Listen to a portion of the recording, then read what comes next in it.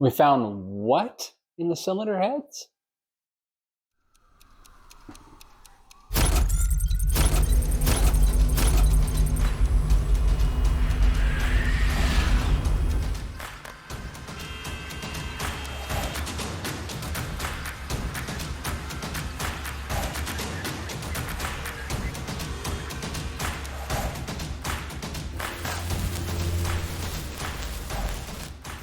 So, last episode, we got the cylinder heads off the car.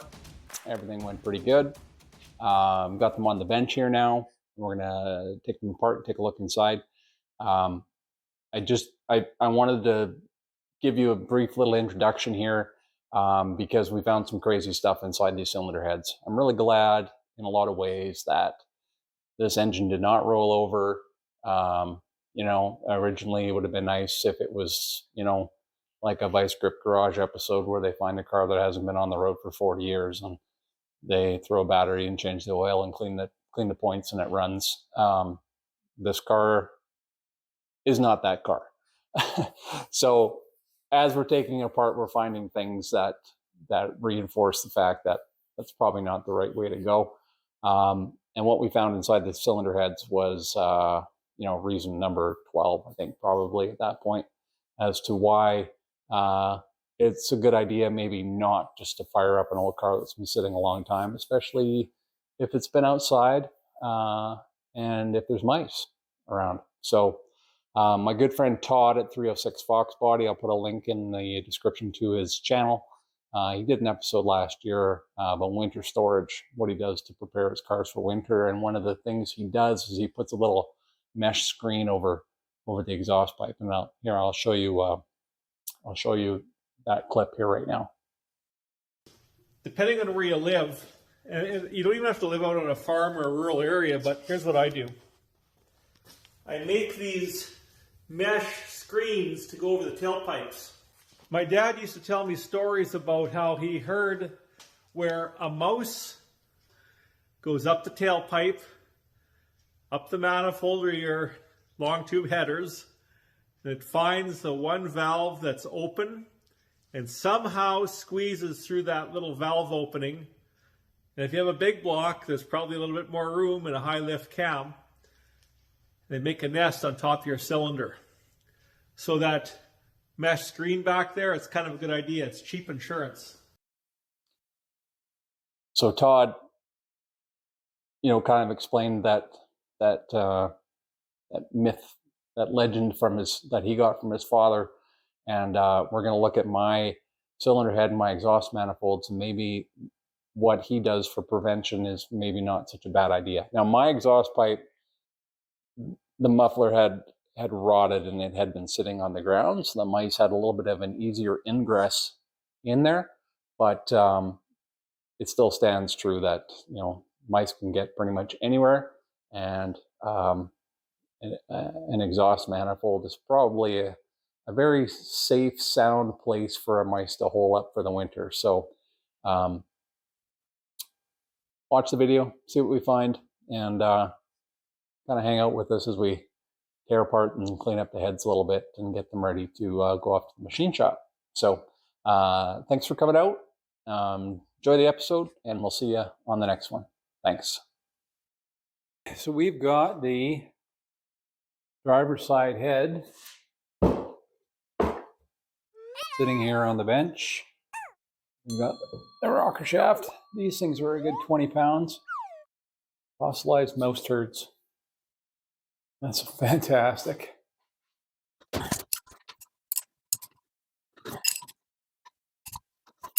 Those came off easy enough.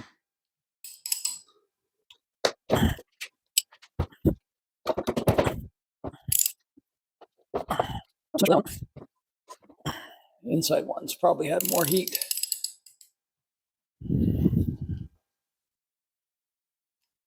Tighten.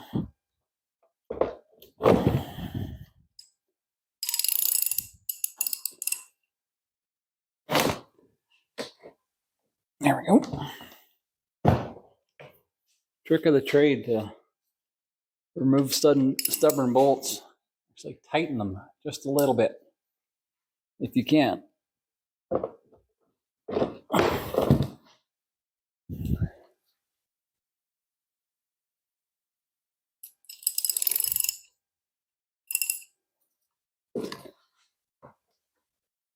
There we go.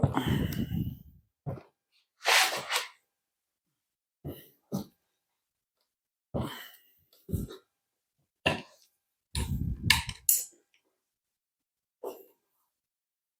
we'll pull them off slowly, evenly, so we don't spring. No.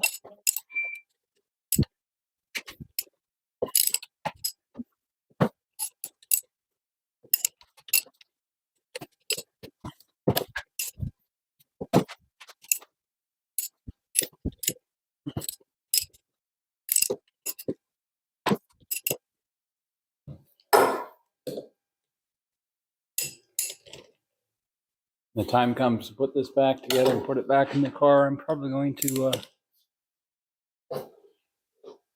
do the same thing. Put the manifold on the head, attach it to the car with the manifold on.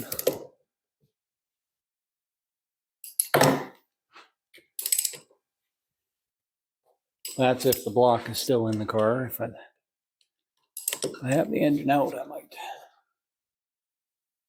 have it more completely assembled.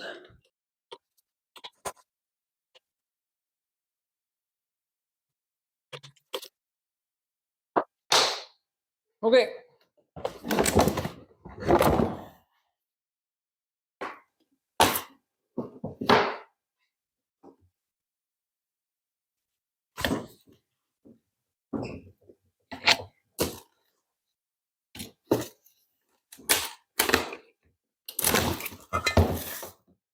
Wow.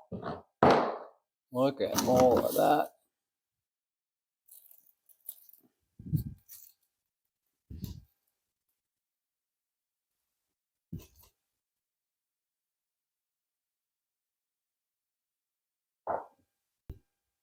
Wild. And it's just this. You see this? Like this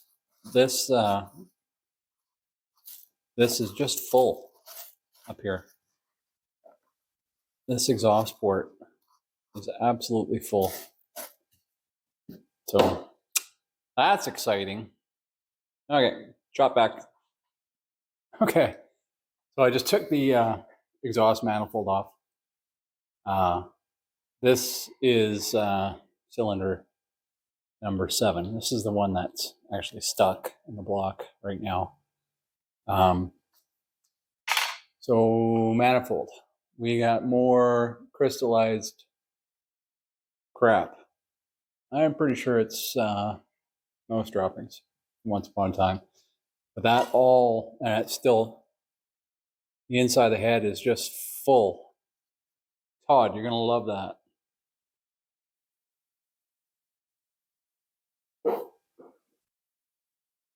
Check out those exhaust ports, Todd. Look at that one. It's completely full. Completely full. Unbelievable.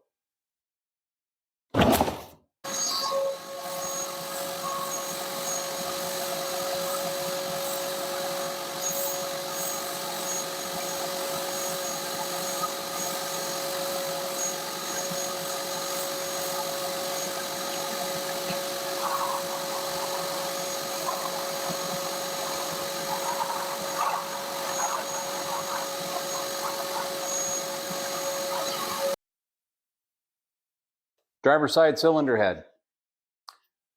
It is off the car. The head bolts, they go straight through the dual rocker shaft here. This is part of the reason why a Hemi engine was so expensive for Chrysler to produce, was this dual rocker assembly. Essentially, each set of valves, intake and exhaust, had their own rocker shaft. Push rods would activate the rockers, which would activate the valves, open and close them on both sides. 1955, they came out with the Polysphere engine. They call it the Spitfire in 55.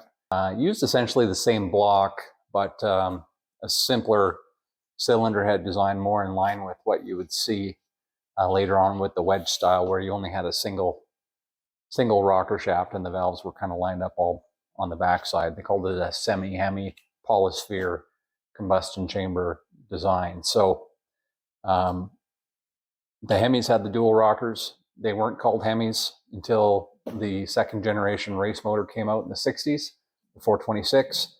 Chrysler called them the dual rocker. The Spitfire was a single rocker. So that's the rocker shaft here. It's a pretty heavy piece. It's probably 12, 15 pounds. The components on it are cast iron. It oils the rocker shafts through that one hole, comes up through the cylinder head into that hole there, and it travels down the shafts and out the rocker arms. There's little oil holes at the ends of the rocker shafts for oiling. So that's the rocker. So we'll do some cleanup on that later. This is the combustion palace, the cylinder head off of a first generation Hemi engine.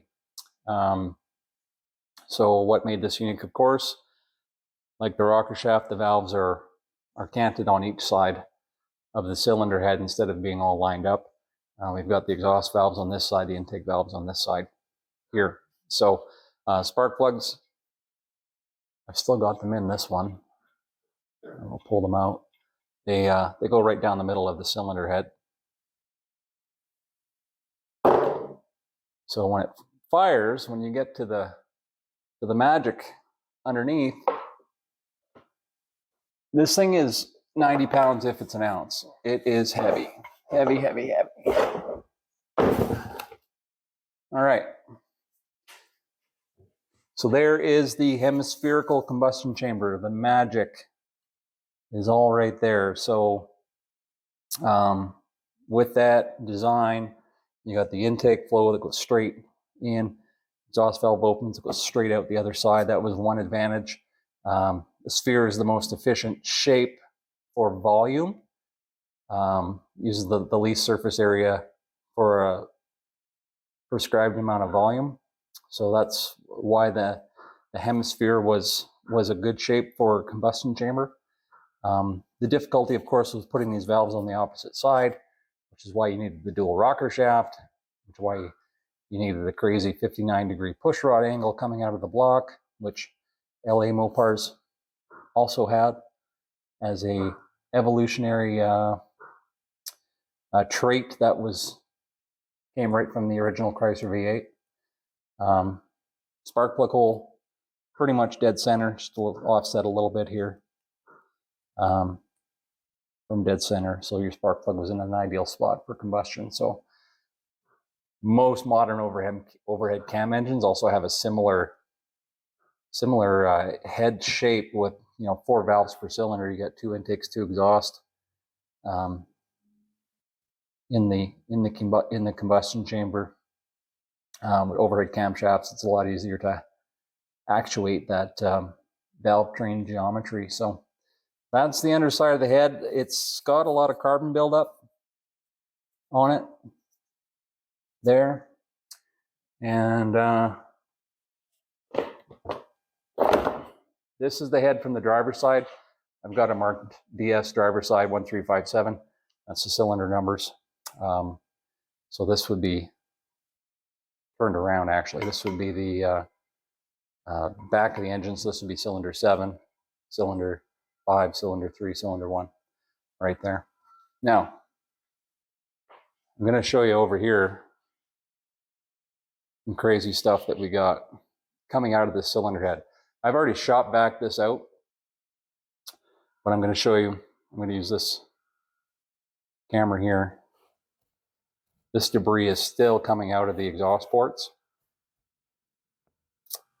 I think I've determined this is likely buckwheat. So we had rodents, obviously, and what they did is they decided to take their spoils and run them up the exhaust pipe, up into the intake manifold, which was stuffed full of this, like literally packed full, and right into the exhaust ports. So I'll show you what's left in there right now. So there is exhaust valve. That one looks okay now that I've kind of cleaned it out. That's cylinder 1. There's a little bit left in there on cylinder 3. Quite a bit more in there on cylinder 5. Cylinder 7 looks okay. I've shot back that out, but those ports were jammed right full. I'll show you a picture. I'll show you a picture of that. So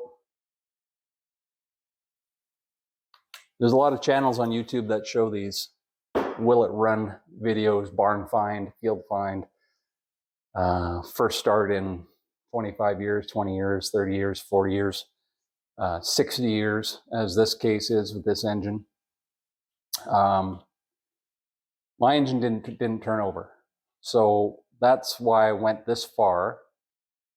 And I'm glad I did, because those exhaust ports were jam-packed full of buckwheat, absolutely full. And if I would have tried to start that engine, I would have had that stuff, you know, in the combustion chambers. It might have caused valve damage if it was packed in there tight enough.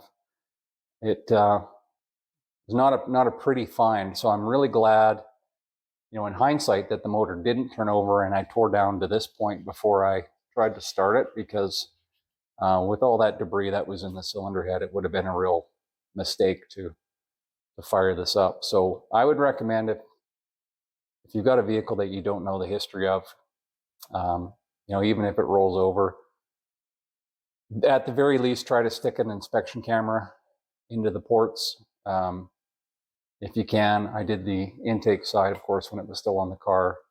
Exhaust side you can't see with the manifold on, but if you can, try to take a look and see if there's debris in those ports, because the mice, they don't need a very big hole to get into. And you know, in this case, my cylinder head on the exhaust side was packed right full of buckwheat. So that's my recommendation for